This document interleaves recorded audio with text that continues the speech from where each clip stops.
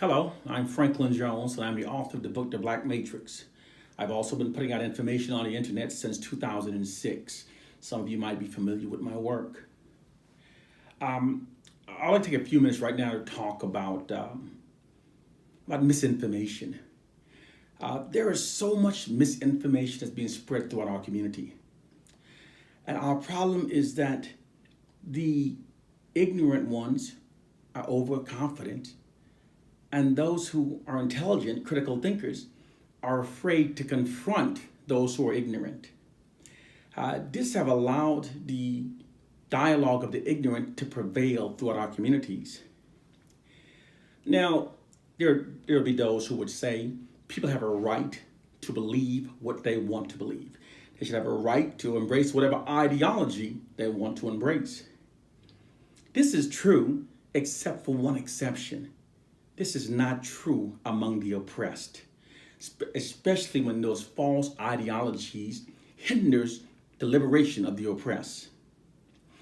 Our oppressors deliberately create and spread propaganda throughout our communities that are designed to create division among us. We have to recognize this. And so therefore we have to push back against those false ideology. And I'm going to talk about some of those today. Now, there are those of you who will get angry. That always happens. Honestly, I don't give a damn. But I do say this to you.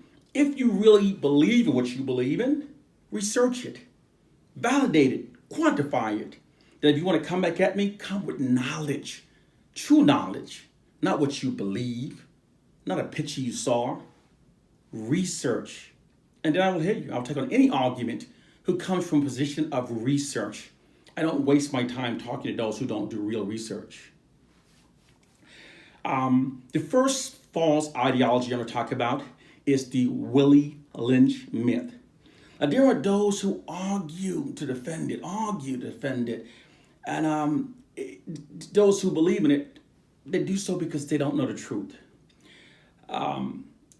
Several years ago, experts analyzed the Willie Lynch letter, and they found words in it that was inconsistent with the 1700 date. These words were modern words, which shows that the letter is a fraud. It was not written in the 1700s. Since the experts examined it, a author came forth, Dr. Kwabena Ashanti from North Carolina. He confirmed that he wrote it in 1979. The Willie Lynch myth is not real. Now, I understand when you see behavior among our people, you say, damn it got to be real. I understand that. But the behavior you're seeing is a result of years of social engineering of black minds by the white dominant society and media propaganda, psychological warfare. Those are the symptoms. When Dr. Ashanti wrote the Willie Lynch myth, he wrote it by observing what he saw in 1979. He observed the behavior among our people. That's why it appears so accurate. When he wrote the Willie Lynch myth, white oppressive forces took the information and they spread it throughout our community. Because the Willie Lynch does not liberate us, it adversely affects us. In the doctrine of psychological warfare, as taught by the U.S. government, okay, it teaches that the most effective means to subdue and oppress a people, to subdue a people and control them, is to convince them that their core problem is an internalized one. When the people believe that their core problem is an internalized one, this turns their collective aggressions away from their oppressors and turn inward against themselves. This is what Willie Lynch achieves for the white society. Willie Lynch benefits the system of white supremacy because it instills within the subconscious minds of black people that there's something inherently wrong with us. It makes us doubt our ability to come together and confront the system of white supremacy. The Willie Lynch myth is a falsehood that divides us. The Bible. Now, there are those who argue, and there are those who are spreading these false information in their attempt to rationalize believing in the Bible. Well, first, let's go. The early white Christians' conversion of Africans had absolutely nothing to do with saving the souls of Africans. This is an irrefutable statement Because the early white Christians believed that Africans weren't fully humans, that Africans had no souls, and they believed that heaven was for whites only. In fact, the early white Christians believed that the mere thought of an African going to heaven was as ridiculous as a dog doing so. This is a fact. Okay? So when you start studying truth, you see that when they indoctrinated, when they converted black people into Christians, it had nothing to do with saving our souls that we may join them in heaven in the afterlife. It was a means to control us. It was used to instill the myth of a white God into the subconscious minds of the Africans. Once the myth of a white God was instilled into the minds of the African, this creates an admiration towards whiteness that then psychologically transfers onto white people. And this made the Africans easier to colonize and made Africans into better slaves. Now, whenever this knowledge is presented, there are those black Christians who will come to you and tell you that this is a lie. Christianity was practiced in Africa before. That's a lie. That is a total lie. Christianity was created by Constantine, the Roman emperor, and the bishop of councils in 325 AD. Those men took a month long to develop. They determined the Trinity, the birth of Christ, Jesus being a Messiah. This was all decided by these white men. Now, those who say that, oh, it was first started in Ethiopia, that is a damn lie. They are lying to you. Christianity did not come to Ethiopia until 16 years after the Romans created a false religion, okay, in 341. And then it was imposed upon them by the Romans. It is a lie that was our religion. And then there are those who will tell you long before Constantine, Christianity exists. This is a bald-faced lie. The foundation of Christianity is the Trinity, is Jesus, the Messiah, that story. That story did not exist until they created it by the Romans. Now, there are those who think that the folklore of Osiris out of Egypt means that Jesus somehow was real in Egypt. No, it was a folklore. The Romans took those elements to create the story that we know as Jesus.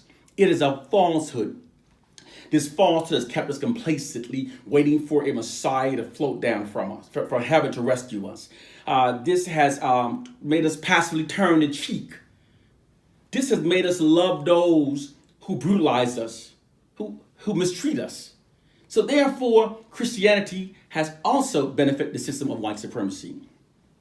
Now the white man has spread throughout our community the ideologies that we Africans are the true indigenous Americans. Okay? Now, the story that we are the true indigenous Americans, research it. If you listen to those, I've read all the books, I've listened to all the debates, all the lectures, there's no true quantifying or validating information that supports this. The head that you see floating on the internet, that they reconstructed with skulls and we see the African features, when they did a DNA analysis on that skull, it did not match ours. That skull DNA matched the Native American. Also, several years ago, they found a teenage girl. They found 3 teenagers. The one they promoted more was the teenage girl for some reason. It was 2 girls and a boy. They were Native Americans and they were frozen. And they were determined to be 500 years old. When you see, you can Google them online, see all of them. When you see the picture of these 500-year-old Native Americans, they don't look like us. They look like those who are Native Americans. Okay. Now, I've seen the early carvings. I've seen their resemblance to our features and our nose. I've seen that. But there is not enough evidence that's going to allow me to start infringing and creating division between myself and the Native Americans.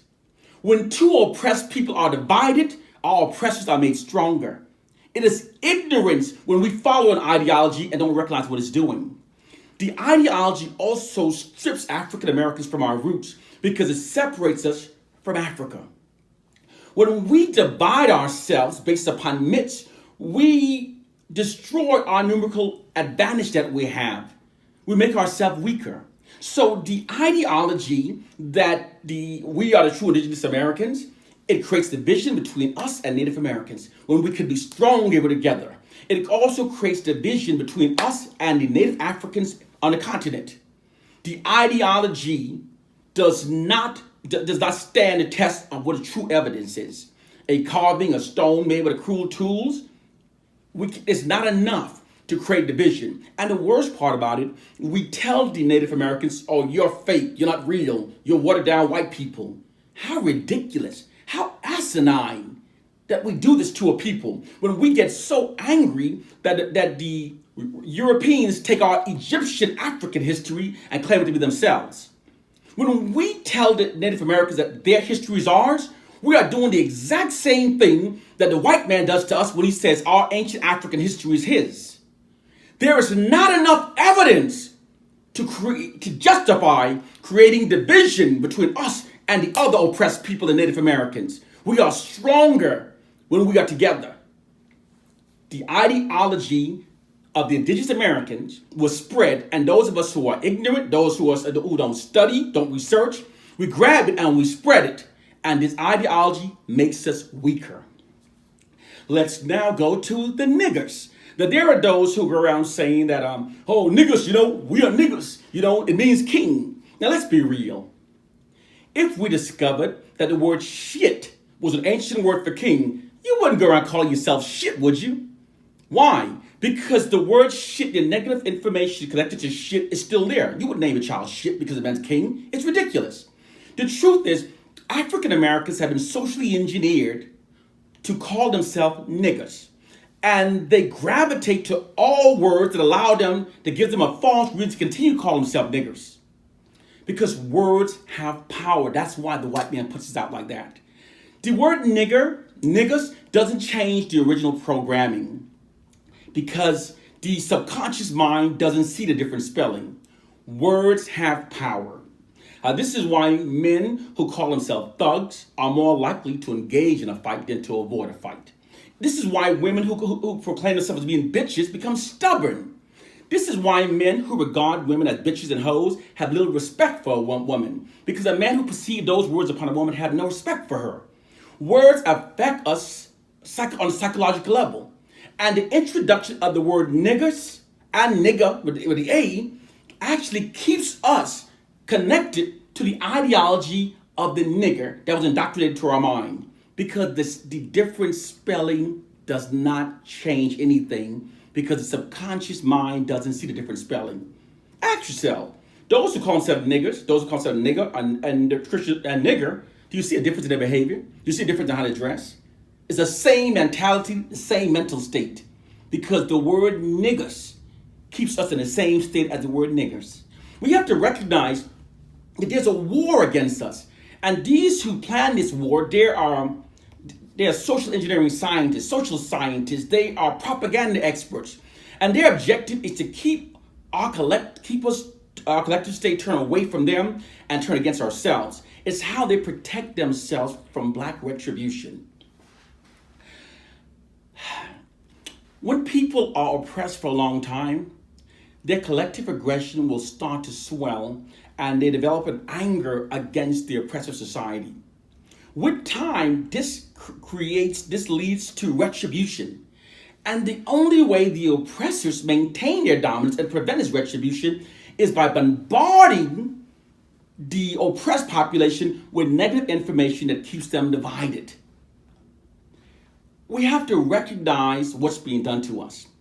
And those of us who are intelligent, those of us who do their homework, who do the research, when we sit there complacently quiet in the face of ignorance, we are traitors. We are traitors to our ancestors. We are the real coons because we know better and we sit around allowing the ignorance to prevail throughout our community, the stupidity to prevail throughout our community. It's time to wake up, teach the truth, spread the truth, and stop agreeing with things that insults our intelligence. We are the people who built the pyramid. So stop allowing the white man's trick to keep us mentally enslaved. It's time to wake up and learn the truth. One love and peace, my brothers and sisters.